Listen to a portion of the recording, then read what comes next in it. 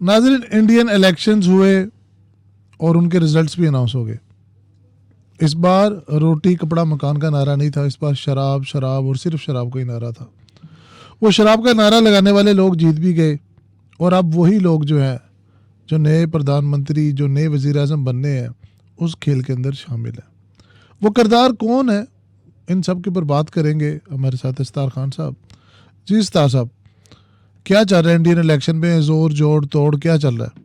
अच्छा, ये पहली मर्तबा होगा, 2014 में भी 2019 में भी यही हुआ था कि नरेंद्र मोदी जब जीत के आए, बीजेपी जब जीत के आई, तो उनके लिए आसानी थी कि वो अपनी तरफ से बना सकते थे। उन्हें इत्तेहादी जमातें जो एनडीए में शामिल होती थी, उनकी सपोर्ट की भी ज़रूरत नहीं थी।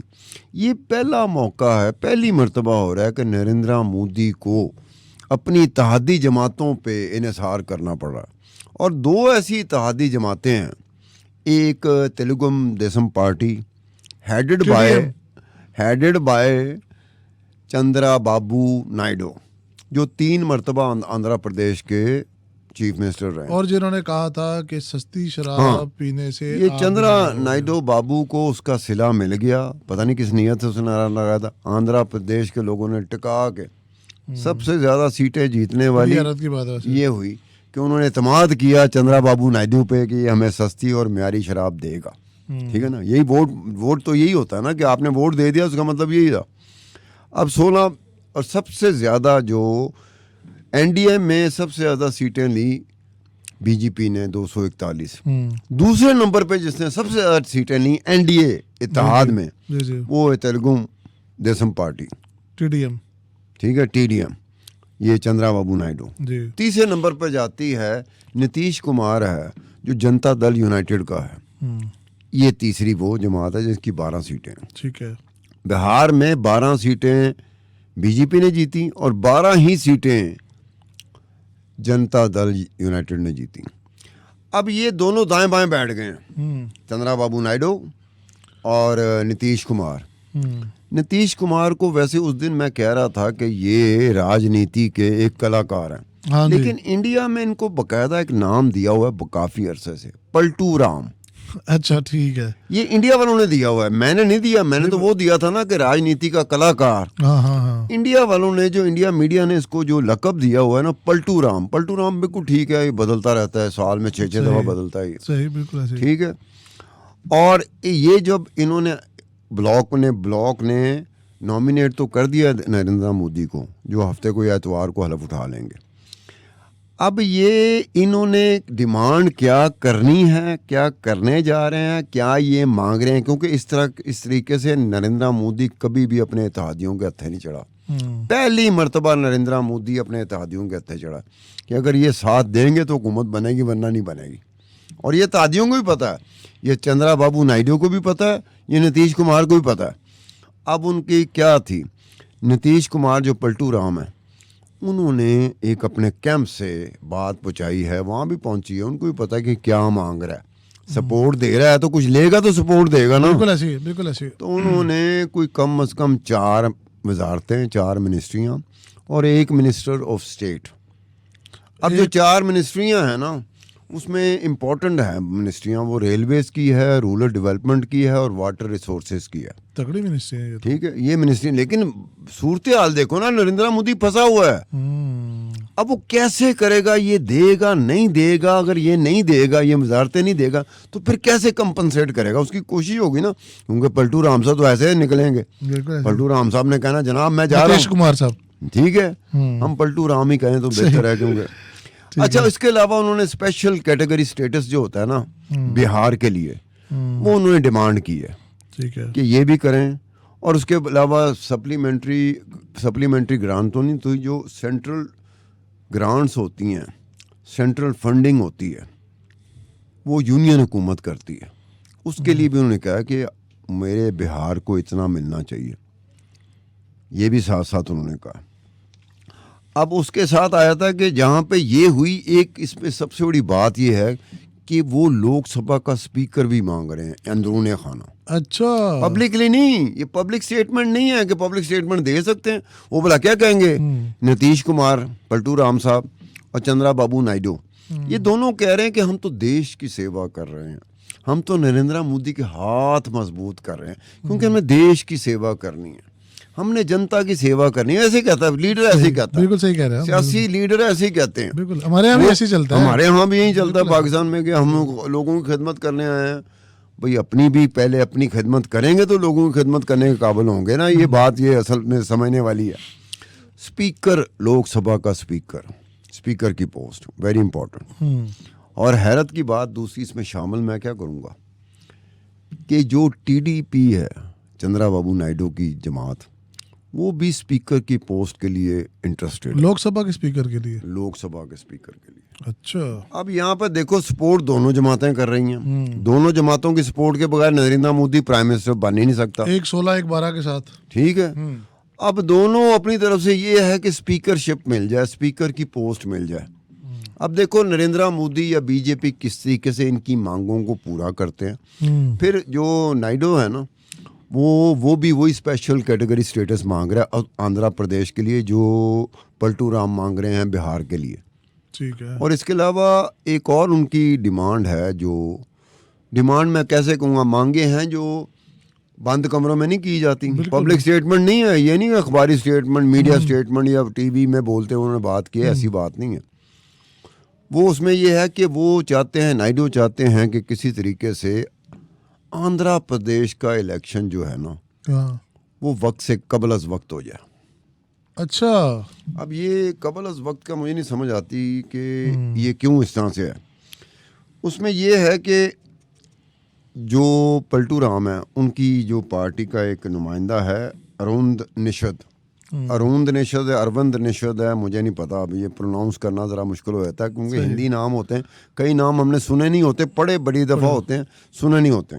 तो अरविंद निषद है, वो उसको कुछ हुआ कि मीडिया को ऐसी गपशप कर रहा है, तो उसने कहा ये मीडिया गॉसिप्स हैं, इस पे यकीन ना करो, हम नेता लोग हैं, ये जनता दल है, सही। और जनता दल ने जनता की खिदमत करनी है। आप पता नहीं क्या कर रहे हैं, बना रहे हैं कि जी हम शायद कोई ये मांग लेंगे, शायद कोई वो मांग लेंगे। ठीक है। अब इसमें ये बात है कि जब आप एक बात समझ लें, पाकिस्तान के हवाले से भी समझ लें, इंडिया के हवाले से भी समझ लें कि अपनी खिदमत होगी, हमारी ख्वाहिशात सियासी जमातों की, सियासतदानों की पूरी होंगी तो अवाम की होगी। सही, दोनों को ठीक। पहले मैंने अपना देखना ना कि यार मुझे क्या मिल सकता है। अब अगर पलटू राम साहब या नीतीश कुमार साहब कह रहे हैं कि जी रेलवे की मिनिस्ट्री मिल जाए, रूरल डेवलपमेंट मिल जाए, वाटर रिसोर्सेज मिल जाए, तो मैं नेता की नहीं, नेता तो खुद को कहते हैं ना, जनता की खिदमत करने का इससे बेहतर मौका नहीं मिलेगा जब ये 3 मिनिस्ट्रियाँ मिल जाएंगी। वो अरविंद निषद जो कहता है ना, वो ये कहता है कि जनाब उन्होंने जो अटल बिहारी वाजपेयी के साथ काम किया था जी 1999 से 2003 तक, तो रेलवे की मिनिस्ट्री थी। वो कहते हैं कि जी उसमें बड़ा उन्होंने काम किया था। उसमें एक लफ्ज़ वो इस्तेमाल करते हैं, मुझे उसकी समझ नहीं आई, मैन फ्राइडे। वो कहते हैं कि ये अटल बिहारी वाजपेयी के दौर में इनको मैन फ्राइडे कहा जाता था, ये पलटू राम नीतीश कुमार को। अब मुझे नहीं समझ कि मैन फ्राइडे का मतलब क्या होता है। ये कोई मांगे ऐसी अजीब तो नहीं है, ये तो हर नहीं, जगह नहीं, पे होता है, मैं जब कब कह रहा हूं? होता है तो वैसे चलता रहता है। मैं कब कह रहा हूँ कि मांगे अजीब है, मैंने कहा नहीं, वो जिस तरह से आपको हो रहा है ना कि ये क्यों मांग लिया, वो क्यों मांग लिया, तो देखे ना हमारे यहाँ भी तो MQM 6 बंदों के साथ क्या कुछ नहीं मांगती रही। ये हमारे यहाँ कौन सी, अच्छा मुझे बताओ, कौन सी ऐसी जमात है जो इत्तेहाद में हो और वो जो इत्तेहाद की सबसे बड़ी पार्टी हो, जो सिंगल लार्जेस्ट पार्टी हो, लेकिन उसके पास उतनी तादाद में पार्लियामेंटेरियन ना हो जिससे वो गवर्नमेंट बना सके, तो उसे लामला अपने इत्तेहादियों पे गिरना पड़ता है ना। इत्तेहादियों की वो बातें मांगनी पड़ती हैं। आपका जो पंजाब सूबा था उसमें मंजूर वट्टू था, पीपल्स पार्टी के पास बहुत ज्यादा लंबी चौड़ी तादाद पार्लियामेंटेरियन की थी, लेकिन वो गवर्नमेंट नहीं बना सकते थे। 17-18 सीटों के साथ मंजूर वट्टू साहब जो है ना चीफ मिनिस्टर बन गए। फिर उसके बाद परवेज इलाही साहब आपके सामने था, बिल्कुल ऐसे ही है कि इमरान खान साहब के पास लंबी चौड़ी तादाद है, लेकिन वो तादाद के साथ अपनी हुकूमत, पंजाब हुकूमत नहीं बना सकते थे। परवेज इलाही साहब के 6-7 उनके पास सीटें थी, उनको चीफ मिनिस्टर बना। तो ये एक बात तय है कि जब कभी पाकिस्तान और भारत जैसे मुल्कों में जब कभी भी इस तरह की सूरत हाल होती है तो इत्तेहादी जमात हो या बाद में आप उसके साथ इत्तेहाद कर लें, ओ भाई उसकी मांगें आपको पूरी करनी पड़ती हैं। ये तो बात सही है। अंदरूने खाना होता है, ये कोई अनाउंसमेंट नहीं होती। ये होता है इसी तरह है कि अगर वजारतें मिल गई, मिसाल के तौर पे अगर 3 वजारतें वो मांग रहे हैं, वजारतें तो मांग रहे हैं अब नायडू भी, और नायडू भी रेलवे की मांग रहा है जो नीतीश कुमार साहब मांग रहे हैं ना, तो अब वो हो सकता है ये वजारतें ना दें, कोई और वजारतें दे दें, कंपनसेट कर दें कि भाई देश की सेवा करनी है, जनता की सेवा करनी है, तो यही मिनिस्ट्रियां रह गई हैं जिससे और कुछ कर रहे हैं कोई और मिनिस्ट्रियां आपको दे देंगे, उसके जरिए आप नेता की जनता की कासिम और क्या चल रहा है? वजीर आजम तो मोदी होंगे, बाकी के जो किरदार थे पिछली बार हुकूमत में, फॉरेन मिनिस्टर कौन होगा, कोई इस तरह की बातें चल रही हैं? फॉरेन मिनिस्टर कौन है, डिफेंस मिनिस्टर कौन है? नहीं, एक बात ज़हन में रखिएगा, ये बात तय है कि नरेंद्र मोदी हो या बीजेपी हो या अमित शाह हो। अमित शाह के बारे में तो ये कहा जा रहा था, इंडियन मीडिया कह रहा था कि हो सकता है कि आने वाले वक्तों में ना 3rd टर्म के लिए तीसरी मर्तबा ये नरेंद्र मोदी वजीर आजम ना हो, प्रधानमंत्री ना हो, बल्कि अमित शाह हो। बिल्कुल सही कहा। अब इनके जेहन में वो 400 का फिगर जो था ना, अगर मेरे जेहन में रह सकता तो इनके तो अपने जेहन में जीतना तो इन्होंने था, पार्टी तो इनकी है, हुकूमत तो इनकी है, वजारतें तो इनकी है, ठीक है ना। इनके जेहन में, मेरे जेहन में था तो इनके जेहन में क्यों नहीं होगा? इनके जेहन में था, वो 400 नहीं मिली, वो 400 ना मिलने से अब 241 पे हैं, तो 241 में बहुत सारी चीजें हिल जाती हैं। ये बात सही वजीर है। दिफा कौन होगा, वजीर खजाना? वजीर खजाना जो निर्मला थी ना, हाँ, उसने इलेक्शन नहीं लड़ा। जो इनकी वजीर खजाना थी ना, निर्मला, अच्छा खातून थी, उसने इलेक्शन नहीं लड़ा कि मेरे पास पैसे ही नहीं है। अच्छा, बीजेपी के थी और वजीर खजाना। अब वहाँ पर ऐसी भी मिसालें मौजूद हैं कि जहाँ पर एक ऐसा वहाँ का नेता, वहाँ का लीडर, वो ऐसी बात कर जाता जो हम जैसा बंदा उसको डाइजेस्ट नहीं कर पाता कि यार ये कैसी।